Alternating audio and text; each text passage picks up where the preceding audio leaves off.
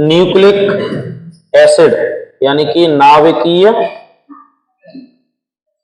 अम्ल, इसके बारे में पढ़ेंगे। नाभिकीय अम्ल को इंग्लिश में कहते हैं न्यूक्लिक एसिड। देखिए हमारी जो कोशिका होती है ना, तो कोशिका के केंद्रक में दो प्रकार के अम्लीय संरचना वाले कुछ जैव अणु पाए जाते हैं जिनको अपन नाभिकीय अम्ल कहते हैं। क्योंकि केंद्रक को ही, कोशिका के अंदर पाए जाने वाले केंद्रक को ही अपन क्या कहते हैं, नाभिक कहते हैं। इंग्लिश में न्यूक्लियस बोलते हैं, इसीलिए इनका नाम क्या पड़ गया, न्यूक्लिक एसिड। ये दो प्रकार के होते हैं। अगर इनकी अपन बात करें तो ये दो प्रकार के हैं, आरएनए एंड डीएनए। दोनों का काम अलग अलग है, ठीक है।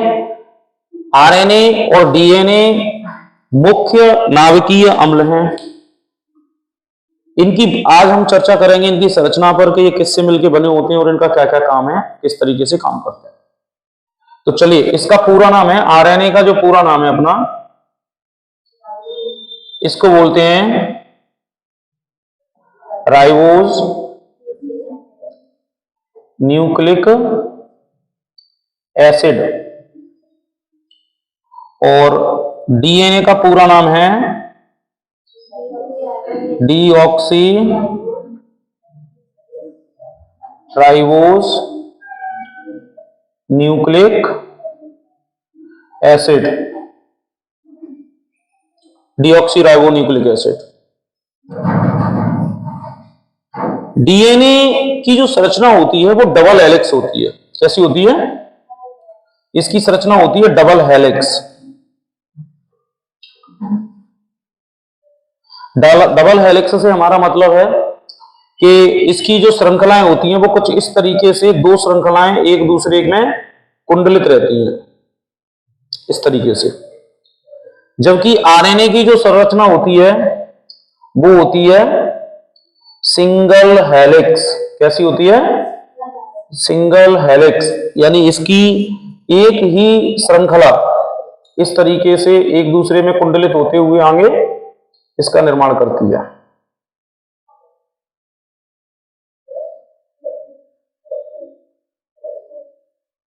तो ये अपना आरएनए है, और जहां से ये कुंडलित होकर के वापस जाती है तो ये अपना आरएनए हो गया, और ये इसका भाग जो होता है उसको लूप कहते हैं।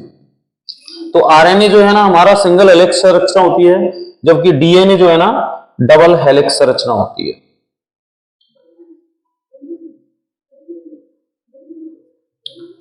इस तरीके से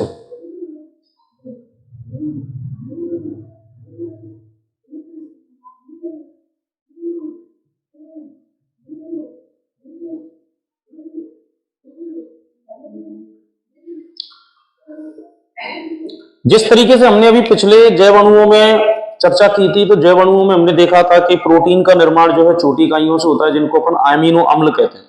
तो अमीनो अम्ल या एमिनो अम्ल एक ही बात है ना। तो इसी प्रकार डीएनए का और आरएनए का निर्माण भी कुछ सूक्ष्म और छोटी छोटी इकाइयों से होते हैं। तो वो इकाइयां हैं उनको कहते हैं अपन न्यूक्लियोटाइड, यानी इन दोनों की जो सरल इकाई है, कौन सी सरल इकाई जो है उसको कहते हैं न्यूक्लियोटाइड। न्यूक्लियोटाइड, ये न्यूक्लियोटाइड किससे मिलकर बना होता है? तो जरा देखिए अब ध्यान से।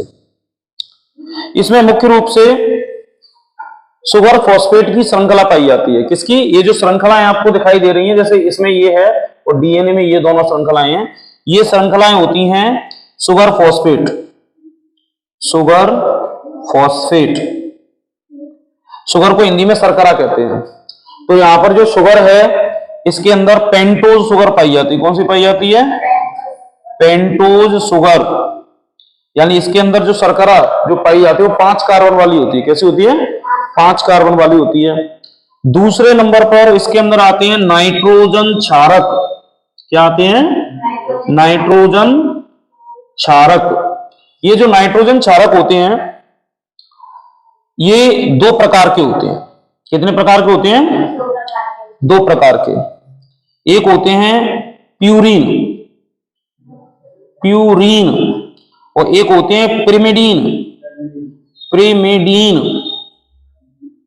प्यूरिन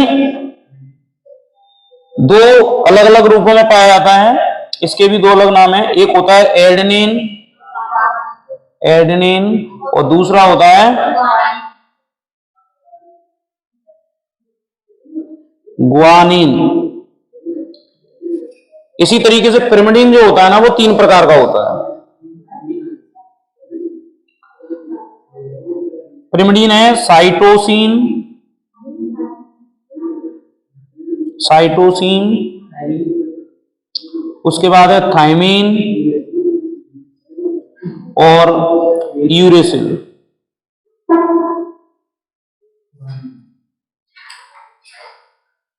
तो एक न्यूक्लियोटाइड को बनाने के लिए इसमें सुगर फॉस्फेट यानी कि जो पेंटोस शर्करा होती है उसके साथ में फॉस्फेट समूह जुड़ जाता है।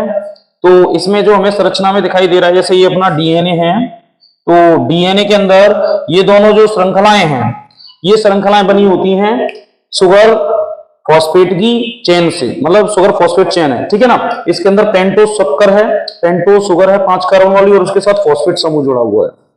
और इन्हीं दोनों श्रृंखलाओं के बीच में ये जो आपको बॉन्ड दिखाई दे रहे हैं, ये बॉन्ड नाइट्रोजन क्षारकों के बीच में पाए जाते हैं।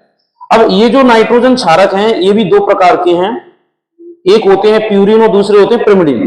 प्यूरिन 2 प्रकार के हैं, एडेनिन, ग्वानिन। एडेनिन को अपन ए से प्रदर्शित करेंगे, इसको जी से, इसको सी से, इसको टी से और इसको यू से। जहां पर मैं आपको बता दूं, डीएनए के अंदर आपका एडेनिन, ग्वानिन, साइटोसिन और थायमिन, डीएनए के अंदर जो मेन नाइट्रोजन क्षारक पाए जाते हैं वो एडेनिन, ग्वानिन, साइटोसिन और थायमिन। ध्यान रखें, हमेशा एक प्यूरिन का क्षारक दूसरे पिरिमिडीन के क्षारक के साथ जुड़ता है। इनमें ये जो बॉन्ड बने हुए हैं, ये प्यूरिन और पिरिमिडीन के बीच में बनते हैं। कभी भी 2 पिरिमिडीन नाइट्रोजन क्षारकों के बीच में आपको बंध दिखाई नहीं देंगे, और ना ही 2 प्यूरिन क्षारकों के मध्य आपको बंध दिखाई देंगे। हमेशा एक प्यूरिन दूसरे पिरिमिडीन के साथ जुड़ता है। तो डीएनए के अंदर जो इनकी संरचना है, तो ध्यान से देखो, एडेनिन के साथ जुड़ता है हमेशा थायमिन। कौन जुड़ता है? थायमिन। एडेनिन और थायमिन के बीच में डबल बॉन्ड पाया जाता है। ग्वानिन के साथ हमेशा ट्रिपल बॉन्ड के साथ साइटोसिन जुड़ता है। कौन जुड़ता है? साइटोसिन। समझ में आ गया? तो इस तरीके की अपनी जो इनके अंदर बॉन्डिंग रहती है। तो ये बॉन्डिंग भी क्या है, क्रम इसका चेंज रहता है। इसके अंदर हम देखते हैं कि जैसे ये डबल बॉन्ड है, तो यहां पर हम एडेनिन और थायमिन, ये ट्रिपल बॉन्ड आ गया सर, तो ग्वानिन और साइटोसिन। अब ये जो श्रृंखलाएं है ना, ये विपरीत दिशा में एक दूसरे की तरफ रहती है। कैसी रहती है? विपरीत दिशा में, यानी कि एक ऊपर से नीचे की तरफ जा रही है कुंडलित होकर के, तो एक दूसरी जो है वो नीचे से ऊपर की तरफ आ रही है। इनकी जो कुंडलित होने की जो दिशाएं हैं, एक दूसरे के साथ जो कुंडलित होती है वो रहती है विपरीत। यानी कि एक 3' से शुरू हो रही है, तो इसका 3' के हिसाब से 5' पे खत्म हो रही है, और दूसरी 5' वाले के बगल से 3' आएगा। कौन सा आएगा? 3'। क्या आएगा? 3'। तो 3' वाली जो है ना, इधर जाकर के 5' पे खत्म होंगी। यानी कि इनकी जो कुंडलित होने की जो एक दूसरे की जो दिशाएं हैं वो विपरीत रहती हैं। कैसी रहती हैं? विपरीत रहती हैं। अर्थात ये एक दूसरे की तरफ ऐसे कोइल्ड होकर के कुंडलित होती हुई जा रही है, जिससे क्या है, इनका ये जो क्रम होता है, एडेनिन का थायमिन के साथ, ग्वानिन का साइटोसिन के साथ, ये क्रम प्रति कुंडलन के साथ परिवर्तित होता रहता है। क्योंकि आप ध्यान से देखेंगे तो ये वाली श्रृंखला, जैसे ए इधर है, तो ये ए जब इधर आएगा तो ये आ जाएगा इधर, और आपका ये थायमिन है वो कुंडलित होकर के किधर आ जाएगा? इधर। तो जो एडेनिन पहले इस साइड था वो कहां गया? इधर। तो इनका जो क्रम है वो लगातार बनता है। ऐसे ग्वानिन का क्रम आ जाएगा इधर, और साइटोसिन का क्रम आ जाएगा इधर। तो इस तरीके से डीएनए के अंदर डबल हेलिक्स स्ट्रक्चर होने के कारण, इसकी द्विकुंडलित संरचना होने के कारण, इनका जो क्रम है वो परिवर्तित होता रहता है। अब जैसे इसमें से इसका मुख्य कार्य क्या है? डीएनए का मुख्य कार्य है हमारे जो आनुवांशिक लक्षण होते हैं, जिनको अपन जेनेटिक कैरेक्टर्स कहते हैं, वो लक्षणों को एक पीढ़ी से दूसरी पीढ़ी में ले जाने का काम डीएनए का ही होता है। यानी हमारे अंदर जितने भी लक्षण हैं हमारे, जो हमें विरासत में हमारे माता पिता से मिले हैं प्रजनन के दौरान, तो चाहे कोई भी जीव हो, चाहे पौधा हो, प्लांट्स हो, चाहे एनिमल्स हों, उन सभी की कोशिकाओं के अंदर केंद्रक में ये अपने नाभिकीय अम्ल यानी डीएनए और आरएनए दोनों पाए जाते हैं, जिसमें डीएनए का सबसे महत्वपूर्ण योगदान यही है कि वो किसी भी जीव का, चाहे प्लांट्स हो चाहे एनिमल्स हो, उनके जेनेटिक कैरेक्टर्स को, जितने भी इनहेरिटेड कैरेक्टर्स हैं, उनको एक जनरेशन से दूसरे जनरेशन में यानी एक पीढ़ी से दूसरी पीढ़ी में ट्रांसफर करने का, पहुंचाने का काम रहता है। समझ में आया इतना? अब ये जो डीएनए है, इसमें चलो एक काम तो हमें इनका समझ में आ गया साहब कि ये ट्रांसफर करते हैं, कैरेक्टर्स को ट्रांसफर करते हैं। अब हमारे अंदर कौन कौन से कैरेक्टर हैं साहब जिनको ये ट्रांसफर करते हैं? देखिए, डीएनए एक तरीके से हमारी बॉडी में एक मेमोरी कार्ड की तरह काम करता है। जैसे मेमोरी कार्ड के अंदर अपन पूरा डेटा स्टोर करके रखते हैं, उसी तरीके से प्रत्येक जीव की कोशिकाओं में जो उसका डीएनए है, उस डीएनए के अंदर उसके सारे कैरेक्टरिस्टिक्स जो है, उसका जो जितने भी लक्षण है, वो सारे के सारे लक्षण उसमें स्टोर हो जाते हैं। जैसे किसी के बाल घुंघरालू हैं तो वो भी एक उसका एक लक्षण है, उसके लिए भी डीएनए में कहीं ना कहीं कोई जीन होगा। जैसे किसी की आंखों का रंग हल्का सा, किसी का काला रहता है, किसी किसी का हल्का सा पीला सा रहता है, किसी किसी का नीला सा भी रहता है, तो आंखों का रंग, त्वचा का रंग, हाइट क्या होगी, अपन कहते हैं कभी कभार कि ये अपनी मम्मी पे गया है, ये अपने पापा पे गया है, तो वो लक्षण एक्चुअल में हमारे अंदर हमारे पूर्वजों के विरासत के रूप में एक पीढ़ी से दूसरी पीढ़ी में ट्रांसफर होते चले आ रहे हैं। तो उनको लाने ले जाने का काम कौन करता है भैया? डीएनए करता है। इसका मुख्य उद्देश्य यही है। हमारी बॉडी में जितने भी परिवर्तन हमें देखने को मिलते हैं, और ये परिवर्तन लंबे समय में यदि वातावरण के प्रति अनुकूलन के कारण पैदा होते हैं, तो ये भी धीमे धीमे स्थायी रूप से हमारे डीएनए के अंदर क्या हो जाते हैं? शिफ्ट हो जाते हैं, और उनके लिए एक नया कार्यात्मक भाग विकसित हो जाता है डीएनए के अंदर, जो कि परमानेंटली फिर उस जाति के अंदर वो एक नया लक्षण के रूप में स्थापित हो जाता है, और फिर उस जाति में एक पीढ़ी से दूसरी पीढ़ी में, दूसरी पीढ़ी से तीसरी पीढ़ी में ट्रांसफर होते रहते हैं। उदाहरण के तौर पर अपन को ही देख लो, जैसे अपना विकास अगर आदि मानव को देखा जाए, आज से हजारों साल पहले के व्यक्तियों को देखा जाए और आज के व्यक्तियों को देखा जाए, तो एक दूसरे से बिल्कुल विपरीत है, अलग अलग है। क्यों? क्योंकि उनके अंदर जो लक्षण थे वो धीमे धीमे वातावरण के प्रति अनुकूलन उन्होंने पैदा किया, और उस अनुकूलन के कारण वो धीमे धीमे वो अनुकूलन जितने भी हमारी बॉडी में विकसित हुए, वो सब हमारे डीएनए में स्टोर होते गए, तो वो एक नए लक्षण के रूप में स्थापित होते गए। तो आज का जो नया बच्चा कोई भी जन्म लेता है, तो उसके अंदर आज के हिसाब से पुराने जितने भी हमारे पूर्वजों से जो विकसित होते हुए जो लक्षण आए थे, वो ऑलरेडी उसके अंदर ट्रांसफर हो गए। तो उसको ऐसा नहीं कि दोबारा से विकास करना पड़ेगा, और आगे जितने भी लक्षण विकसित होंगे वो भी इसी तरीके से ट्रांसफर होते रहेंगे। तो इसको मेन जेनेटिक मटेरियल माना जाता है सब, जेनेटिक कैरेक्टर्स को लाने ले जाने वाला। तो ये तो हमारा डीएनए के बारे में चर्चा हो गई। बात करते हैं आरएनए की साहब। आरएनए जो है ना, आरएनए जो सिंगल स्ट्रक्चर होती है। अब आरएनए के अंदर सिंगल स्ट्रक्चर होने के कारण इसके अंदर जो नाइट्रोजन क्षारक है ना, ये भी अलग अलग रहते हैं। आरएनए में सिर्फ थोड़ा सा चेंज है, हमेशा इसके अंदर जो नाइट्रोजन क्षारक पाए जाते हैं, एडेनिन के साथ यहां पर थाइमिन की जगह क्या आ जाएगा? यूरेसिल आ जाता है। क्या आ जाता है? यूरेसिल। ग्वानिन और साइटोसिन बिल्कुल समान है, तो ग्वानिन और साइटोसिन यहां पर भी बिल्कुल समान है। बस अंतर क्या आता है? डीएनए में एडेनिन के साथ थाइमिन आया था, जबकि आरएनए में एडेनिन के साथ क्या जाता है? यूरेसिल आ जाता है। देखो, यूरेसिल भी इसी थाइमिन वाले समूह का ही है। यहां पर एडेनिन और थाइमिन के बीच में डबल बॉन्ड था, तो यहां पर एडेनिन और यूरेसिल के बीच में डबल बॉन्ड हो जाएगा। ग्वानिन और साइटोसिन के बीच में यहां पे भी ट्रिपल बॉन्ड था, यहां पर भी ट्रिपल बॉन्ड था। ये नाइट्रोजन क्षारकों के मध्य बनने वाले ये जो बॉन्ड हैं, वास्तविक रूप से ये जो बॉन्ड हैं, इन बॉन्ड्स को अपन हाइड्रोजन बॉन्ड है। कौन से बॉन्ड है? हाइड्रोजन बंध। हाइड्रोजन बंध होते हैं। कौन से बंध होते हैं? हाइड्रोजन बंध होते हैं। हाइड्रोजन बंधों के द्वारा अपने नाइट्रोजन क्षारक प्यूरिन और पिरिमिडीन आपस में एक दूसरे के साथ जुड़ जाते हैं, जिनके कारण इनकी ये जो श्रृंखलाएं हैं वो एक दूसरे के साथ जुड़ करके एक संरचना का निर्माण करती हैं, यानी डीएनए और आरएनए का निर्माण करती हैं। आरएनए का मुख्य कार्य क्या है? देखिए, ये जो सूचनाएं होती हैं बॉडी के अंदर, जो सूचनाएं होती हैं, जैविक रासायनिक जो क्रियाएं होती हैं, जिसमें मैं सबसे ज्यादा आपको एक ही क्रिया का उदाहरण लूंगा, प्रोटीन का निर्माण। हमारे शरीर में भी प्रोटीन का निर्माण होता है, तो प्रोटीन के निर्माण में आरएनए का अहम भूमिका होती है। जितनी भी सूचनाएं प्रोटीन निर्माण के लिए एक स्थान से दूसरे स्थान पर कोशिका के अंदर जाती हैं, उन सभी सूचनाओं को ट्रांसफर करने का काम किसका है? आरएनए का। इसके भी आगे कई प्रकार हैं, आरआरएनए इसके भी प्रकार हैं। तो इसके अगर अपन टाइप की बात करेंगे आरएनए की, तो इसके कुछ टाइप्स हैं। एक है आरआरएनए, एक है एमआरएनए और एक है टीआरएनए। आरआरएनए का मतलब क्या है?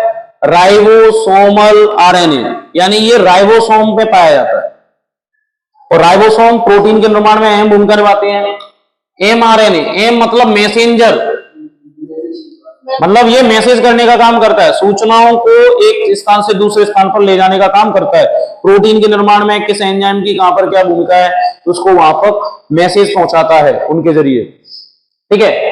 टीआरएनए ट्रांसफर, ये अमीनो अम्लों को ट्रांसफर करने में सहायता करता है, पकड़ के लेके जाता है साहब अमीनो अम्लों को, है ना। कोशिका के अंदर प्रोटीन का निर्माण हो रहा है तो उसको एक स्थान से दूसरे स्थान पर पहुंचाने के लिए टीआरएनए क्या करता है? ट्रांसफर करने का काम करता है। तो तीनों प्रकार के आरएनए का अलग अलग काम है। एक बार फिर से देखते हैं आरएनए के जो टाइप हैं, उसमें आरआरएनए, एमआरएनए और टीआरएनए। आर मतलब राइबोसोमल आरएनए, राइबोसोम के पास पाया जाता है सब, राइबोसोम के साथ प्रोटीन निर्माण में अहम भूमिका निभाता है। एमआरएनए मैसेंजर एमआरएनए, मतलब एमआरएनए मतलब मैसेंजर आरएनए, मैसेंजर आरएनए मतलब मैसेज करना, सूचनाओं को पहुंचाना। ट्रांसफर आरएनए, टीआरएनए मतलब ट्रांसफर आरएनए, ये अमीनो अम्लों को ट्रांसफर करता है एक स्थान से दूसरे स्थान पर ले जाने के लिए जहां पर प्रोटीन का निर्माण चल रहा है। तो ये टीआरएनए हो गया। इतना समझ में आ गया। तो ये आरएनए और डीएनए में यहां से हम अंतर भी कर सकते हैं आराम से। तो एक बार फिर से आरएनए और डीएनए के ऊपर नजर डालते हैं। आरएनए और डीएनए में सबसे मेन अंतर यही है कि आरएनए की जो संरचना होती है वो सिंगल हेलिक्स होती है, यानी एक ही संरचना, एक ही श्रृंखला आपस में कोइल्ड होकर के, लिपट करके और आरएनए का निर्माण करते हैं। और इसमें भी डीएनए के समान इसी प्रकार से एडेनिन, जैसे यहां पर डबल बॉन्ड के द्वारा एडेनिन और यूरेसिल जुड़ जाएगा, इसी तरीके से ट्रिपल बॉन्ड के द्वारा ग्वानिन और साइटोसिन जुड़ जाएगा। और इस तरीके से ये इस प्रकार से आरएनए की संरचना का निर्माण हो जाता है। तो आरएनए डीएनए का एक बार फिर से अपन देखते हैं। इसकी सबसे सरल इकाई क्या है साहब? न्यूक्लियोटाइड। अब न्यूक्लियोटाइड किससे मिलकर के बना होता है? सुगर फॉस्फेट से। सुगर फॉस्फेट मतलब इसमें जो सुगर होती है वो पेंटोज सुगर होती है। सुगर मतलब शर्करा, ठीक है। तो पेंटोज सुगर के साथ कौन सा समूह जुड़ा होता है? फॉस्फेट समूह जुड़ा होता है। नाइट्रोजन क्षारक होते हैं। तो ये इसमें जो श्रृंखलाएं हैं वो तो है सुगर फॉस्फेट की, और इन श्रृंखलाओं को, दोनों चेन को आपस में जोड़ने का काम कौन कर रहा है? सब नाइट्रोजन क्षारक। ये नाइट्रोजन क्षारक दो प्रकार के होते हैं, प्यूरिन और पिरिमिडीन। तो प्यूरिन भी दो प्रकार की आगे जाके, एडेनिन और ग्वानिन। तो एडेनिन और ग्वानिन। पिरिमिडीन तीन प्रकार की, साइटोसिन, थाइमिन और यूरेसिल। हमेशा चाहे किसी भी प्रकार, चाहे आरएनए हो या डीएनए हो, ये नाइट्रोजन क्षारक प्यूरिन के साथ पिरिमिडीन जुड़ता है हमेशा। कभी भी पिरिमिडीन के साथ पिरिमिडीन नहीं जुड़ेगा और प्यूरिन के साथ प्यूरिन नहीं जुड़ेगा। एक प्यूरिन दूसरे पिरिमिडीन के साथ जुड़ेगा। डीएनए के अंदर इनका जो क्रम है वो रहता है साहब, एडेनिन हमेशा थाइमिन के साथ जुड़ता है, ग्वानिन हमेशा साइटोसिन के साथ जुड़ता है। एडेनिन और थाइमिन के बीच में हमेशा अपने क्या है? डबल बॉन्ड पाया जाता है। साइटोसिन और ग्वानिन के बीच हमेशा कौन सा बॉन्ड पाया जाता है? अपना ट्रिपल बॉन्ड पाया जाता है। इसी प्रकार आरएनए में एडेनिन किसके साथ जुड़ रहा है? यूरेसिल के साथ। बस अंतर क्या है? थाइमिन की जगह क्या हो गया है? यूरेसिल। समझ में आ गया। और यहां पर आपका ग्वानिन हमेशा साइटोसिन के साथ ही जुड़ता है, चाहे आरएनए हो चाहे डीएनए हो। तो इसमें भी सेम टू सेम यही है, जैसे एडेनिन और थाइमिन के बीच में डबल बॉन्ड था, वैसे आरएनए में एडेनिन और यूरेसिल के बीच में डबल बॉन्ड पाया जाता है। ग्वानिन और साइटोसिन के बीच में हमेशा आपको ट्रिपल बॉन्ड ही देखने को मिलेगा। दोनों में, चाहे आरएनए हो चाहे डीएनए हो, दोनों में ये नाइट्रोजन क्षारकों के मध्य में जो बंध पाए जाते हैं, यानी जिनके द्वारा ये एक दूसरे के साथ जुड़ते हैं, वो बंध कौन से होते हैं? Hydrogen bond. समझ में आ गया इतना? कोई दिक्कत? अब यहां पर मैं इसी में साथ में ही आपका डीएनए फिंगरप्रिंट के ऊपर थोड़ी सी चर्चा करता हूं, क्योंकि डीएनए फिंगरप्रिंट भी बहुत महत्वपूर्ण इंपोर्टेंट क्वेश्चन है इसमें। डीएनए फिंगरप्रिंट क्या है उसको समझिए। देखिए, इतना समझ में आ गया? पहले देखिए, हर इंसान के फिंगरप्रिंट होते हैं कि नहीं होते? तो ये फिंगरप्रिंट प्रत्येक व्यक्ति की अपनी एक पहचान है, विशेष लक्षण है उसका। जैसे अपन आधार कार्ड में आजकल इसका उपयोग किया जाता है, तो अपन जैसे ही आधार कार्ड वाली साइट पर अगर वेरिफिकेशन के लिए इसका उपयोग करेंगे, तो जैसे ही इसका उपयोग करेंगे ये तुरंत क्या होगा साहब? अपनी पहचान निकाल देगा, क्योंकि प्रत्येक व्यक्ति का फिंगरप्रिंट अलग है। लेकिन इस फिंगरप्रिंट को भी हम बदल सकते हैं, ये बदल जाता है। मेडिकल उससे सर्जरी करा करके इनको भी बदला जा सकता है। लेकिन इसी प्रकार जैसे हर व्यक्ति का फिंगरप्रिंट अद्वितीय है, अद्वितीय मतलब उसके जैसा कोई दूसरा नहीं, लेकिन इसको भी मेडिकल सर्जरी के द्वारा बदला जा सकता है।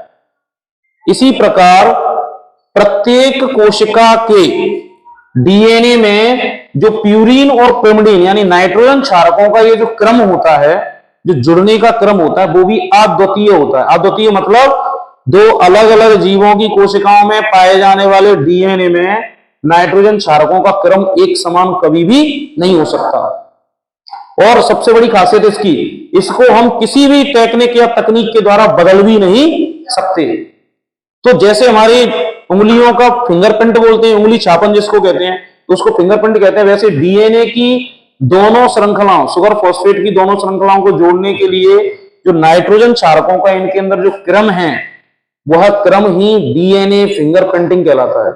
उस क्रम की जो छाप है वो क्या कहलाती है? डीएनए फिंगरप्रिंट कहलाती है। इसको हम किसी भी स्थिति में किसी भी तकनीक के द्वारा जो है चेंज नहीं कर सकते, परिवर्तित नहीं कर सकते।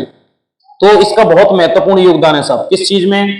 किसी भी जीव की पहचान करने में। जैसे आजकल देखा है आपने, हॉस्पिटलों में कई सारी चोरियां वगैरह हो जाती हैं बच्चों की। अब पता चले कि साहब छोटा बच्चा तो जानता नहीं है कि किसका है क्या नहीं है।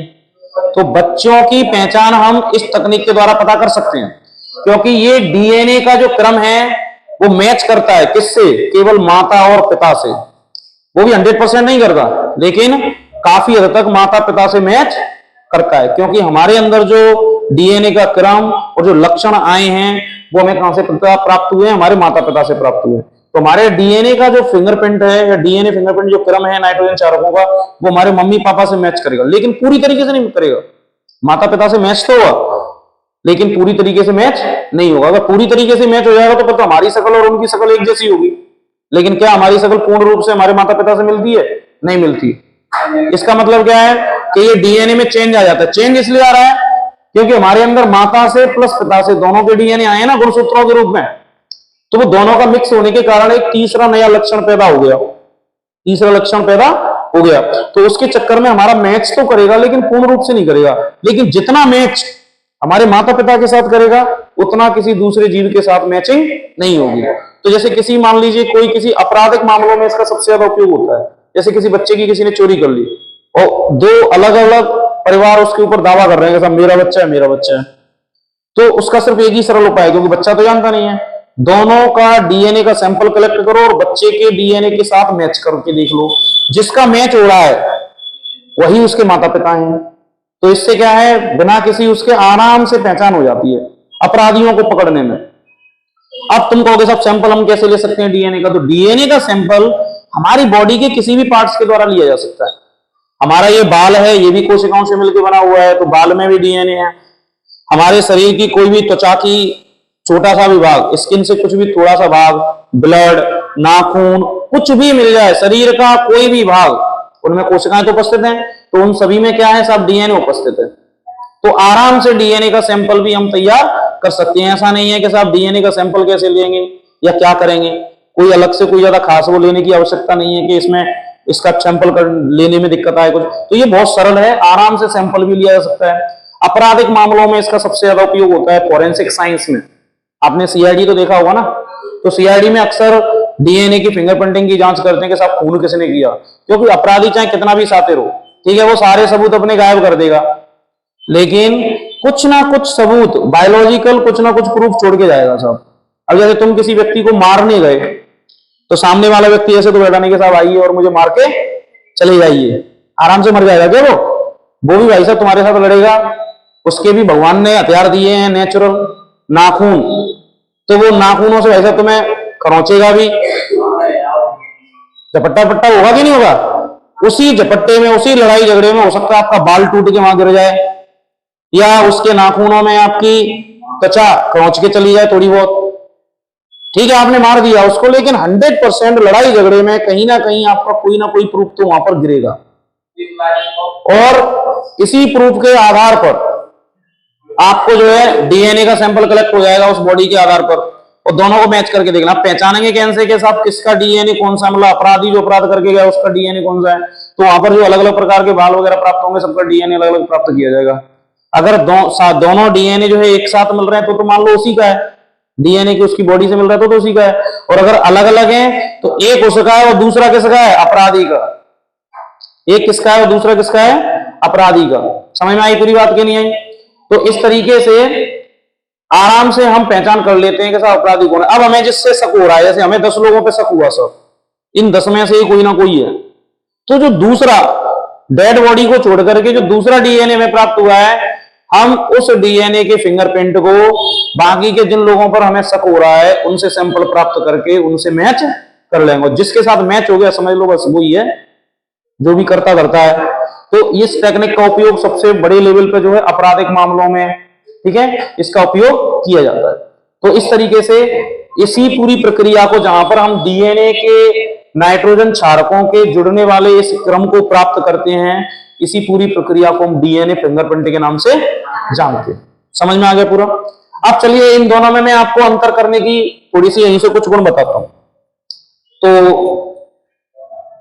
चलिए यहां पे लिख लेता हूं मैं, आरएनए और डीएनए में अपन अंतर कर रहे हैं साहब। मोस्ट इंपोर्टेंट है ये, बहुत ज्यादा पूछा जाता है आरएनए और डीएनए में अंतर। तो चलिए यहीं से देखिए पॉइंट लिखेंगे अपन, रटने की बिल्कुल भी आवश्यकता नहीं है।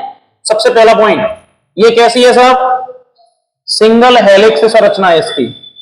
आरएनए की कैसी है, सिंगल हेलिक्स, जबकि डीएनए कैसा बेटा, ये कैसा है, डबल हेलिक्स। दूसरा,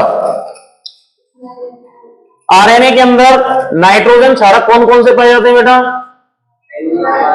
ए जी सी यू, यानी कि एडेनिन, ग्वानिन, साइटोसिन, यूरेसिल।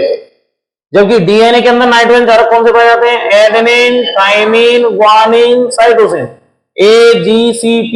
ठीक है, तो ATGC कह दो या AGCT कह दो, एक ही बात है ना।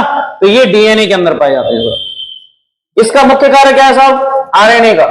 तो आरएनए का मुख्य कार्य है प्रोटीन निर्माण। क्या है, प्रोटीन निर्माण में अहम भूमिका निभाता है। प्रोटीन निर्माण में मुख्य भूमिका है इसकी प्रोटीन निर्माण में।